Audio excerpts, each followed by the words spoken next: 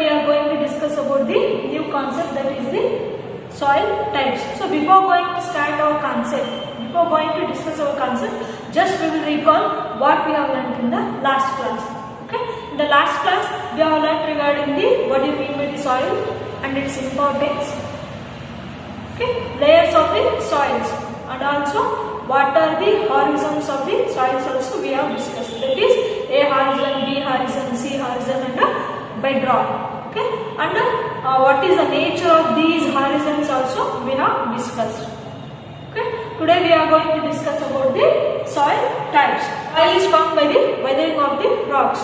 So it will be converted, huge rocks can be converted into smallest particles. Okay, depending upon the type of rock, we can classify the soil. Next, soil comprises of soil particles of various sizes. Okay, as we have observed that soil, it is having the different types of different sizes of the particles in it. The particles that make soil are categorized into three groups. Depending upon the size of the particles present in the soils, they have classified into three types. Those are the sand, silt and the clay. Okay, as we know, sand particles, they are larger as compared to the silt and the clay. Here, clay particles, they are very smallest, fine particles we can consider. Okay, what about the silt? Silt particles. The silt particles, the size of the silt particles, it will be occurs between the sand and the clay. Okay, these are neither larger, neither smallest. Okay, silt, sand, it will comes in between the particles of the silt soil. It will comes in between the sand and the clay. On the basis of the proportion of particles of various sizes, the soil can be classified as the three types. On the basis of proportion, how much proportion they are present? On the basis of proportion, here soil can be classified as the three types. That is the sandy soil, clay soil and the loamy soil. Okay, now we will discuss what do you mean by the sandy soil, clay soil, loamy soil and its importance. Okay, in which layer they will be occur. Now we will discuss. We will move on to the type of soil, that is the sandy soil. Then what do you mean by the sandy soil? Here, if the soil contains greater proportion of big particles, we can consider as the sandy soil. If the soil contains the big particles, then we can consider as the sandy soil. Sandy soil mainly contains sand particles. These particles are quite large. Sandy soil, it is having the sand particles. Here, the sand particles, they are quite large in size. They cannot fit closely together, so there is a large space in between them. Here, sandy, you might have observed the sand. These particles, they are not closely attached together. They are not close to each other. So that there is a large space in between the sand particles. You might have observed the sand. So these particles are large in size. They cannot fit closely together, so there is a space between them. These spaces are filled with air. Thus, sandy soil is well aerated. In between the sand particles, there is a space, it is present.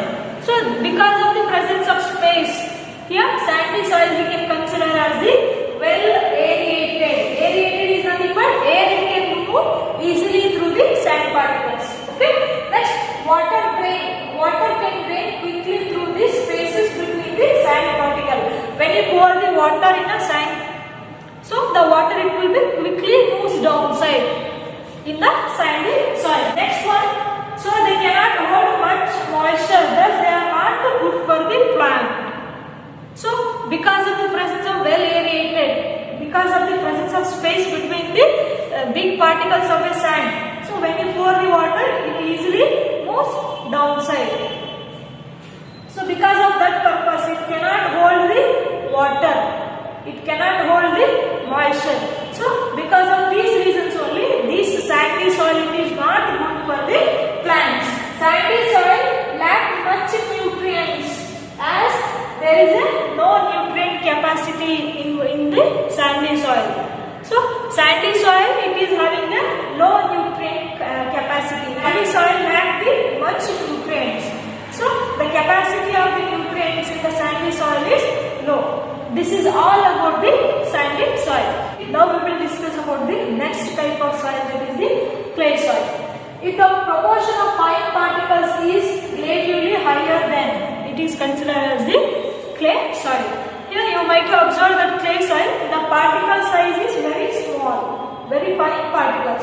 So that type of soil we can consider as the clay soil. Clay particles are much smaller than the sand particles. Here clay particles, the clay soil particles, they are much smaller as compared to the sand particles.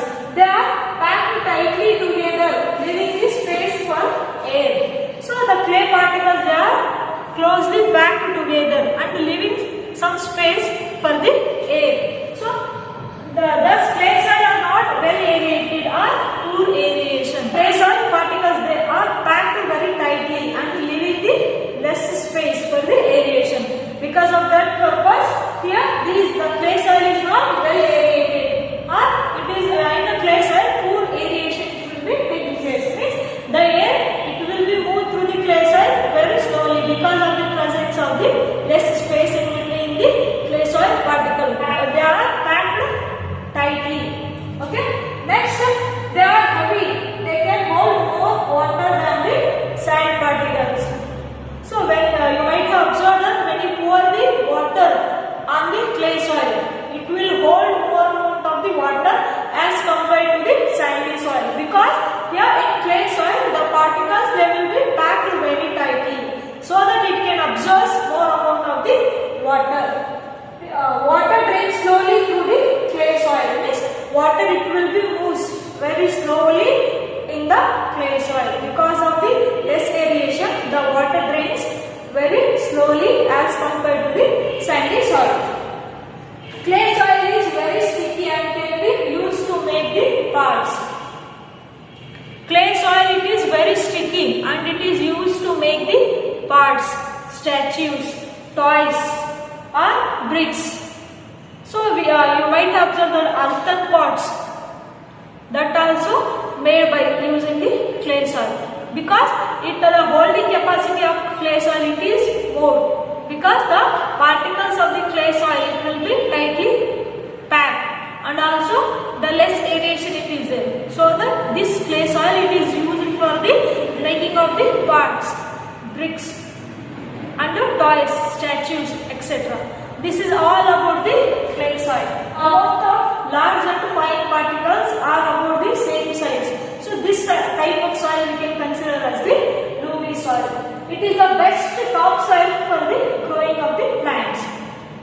The loamy soil, it is a mixture of the sand, silt and the clay. Loamy soil, it is the mixture of the sand particles, silt particles and the clay particles also. It is the mixture of these three types of the soil. Okay. Next, it has a humus in it, which provides the fertility to the soil. Here loamy soil, it is having a rich amount of the humus, which provides the fertility to the loamy soil. It has a right water holding capacity for the growth of plant due to the presence of the fine particles. Here loamy soil, it can hold equal amount of neither heavy nor less. It can hold the right amount of water in it. So it is best for the growing of the plants due to the presence of the fine particles. Okay, and also it is well aerated because of the presence of large particles. Here loamy soil, it is having the fine particles to hold the more amount of water, right amount of water, and it also well aerated because of the presence of the sandy particles. As I said, it is a mixture of the sand, silt and the clay. Here clay particles also present, sand particles also present, with the silt particles also they are present. So because of this purpose, here loamy soil, it is a best topsoil for the growing of plants, which is rich in humus, and it will provide the fertility to the plants and the water holding capacity and the well aerated. This is all about the loamy soil. Now we will go on to the next concept, that is the soil properties. In the first property is percolation of water in the soil. Here what do you mean by the percolation? Percolation is nothing but the amount of water moves through the soil. We can consider as the percolation. When water is poured over the soil, some amount of water it is absorbed and the remaining amount of water it will be passes through the different layers of the soil. The rate at which water percolates or moves through the soil we can consider as the percolation rate. The rate at which water can move through the soil or water can percolate through the soil we can consider as the percolation rate. So now let us do one of the activity to check the percolation rate of the soil. Yes, now we will check the percolation rate of the water by doing the one of the activity. To do this activity we need a hollow cylinder or we can take a pipe. Okay, place a pipe about 2 cm deep in the ground. Add 300 ml of water to the pipe slowly and you should note the time when you are pouring the water. When water after few minutes, the water has completely percolated in the soil. When the water has percolated, leaving the pipe empty, then note down the time again. Here percolation rate we can calculate it by using a formula. That is percolation rate equal to the amount of water in ml divided by the percolation time. So how much amount of water you have taken and how much time it will take to percolate through the soil. By using this formula we can calculate the percolation rate. In this activity we have taken the 300 ml of water. Yeah. Now I will put the values in this formula. So amount of water we have taken, that is 300 ml divided by percolation time. How much time it has been taken? Suppose it will take 10 minutes. Suppose it will take 10 minutes to percolate completely. Then what is the percolation rate? Just you have to cancel 0, 0. Remaining, this is equal to 30 milliliter per minute. So the percolation of water what we have taken to do this activity, that is percolation rate is equal to 30 ml per minute. Here ml per minute, it is the unit to measure the percolation rate.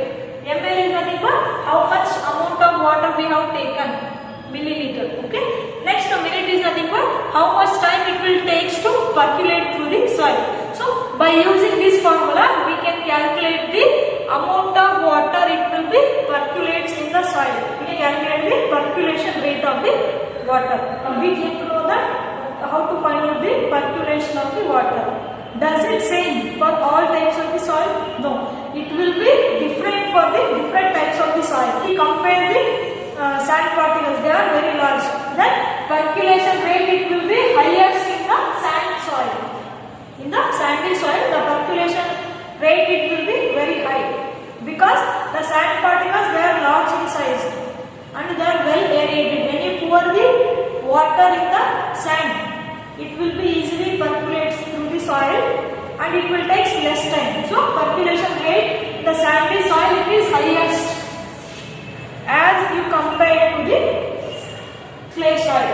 In a clay soil the percolation rate it will be very least, very low it is. Why? Means clay soil the particles are packed very tightly and they are leaving a less space for the aeration. Because of the presence of the poor aeration, here the percolation rate of the clay soil it is very least. Okay, percolation rate is highest in the sandy soil and it will be least in the clay soil. Here they have taken the 3 containers labeled as A, B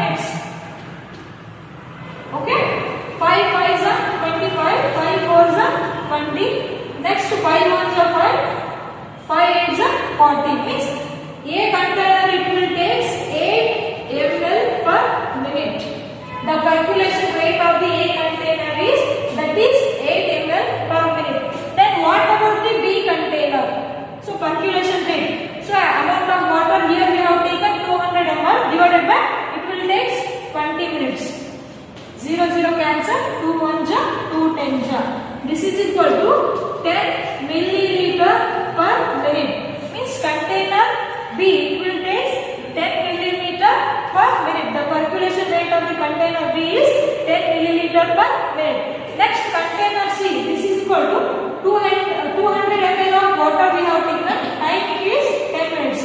So 0 0 cancel. Remaining it is 20 milliliter per minute. If you observe the percolation rate of each container, here container A, it will take 8 milliliter per minute, and container B 10 milliliter per minute, and container C, that is 20 milliliter per minute. So this is the percolation rate of the containers. As we know, the percolation rate which is highest in the sandy soil. As we discussed before, the percolation rate it will be highest in the sandy soil. If you compare these three containers, which is the percolation rate highest? Here 8 ml is there, 8 ml per minute is there. Here 10 ml per minute is there, but here 20 ml per minute is there. So 20 ml per minute is nothing but container C. It is having the sandy soil. Okay, container C it is having the sandy soil. Why means the percolation rate it is highest. Okay, if we compare these three, highest is sandy soil, and which is the least? If you compare these three also, which is the least means 8 ml per minute. It is the least percolation rate. So least percolation rate it is present in the clay soil. Means the container A it is having the clay soil.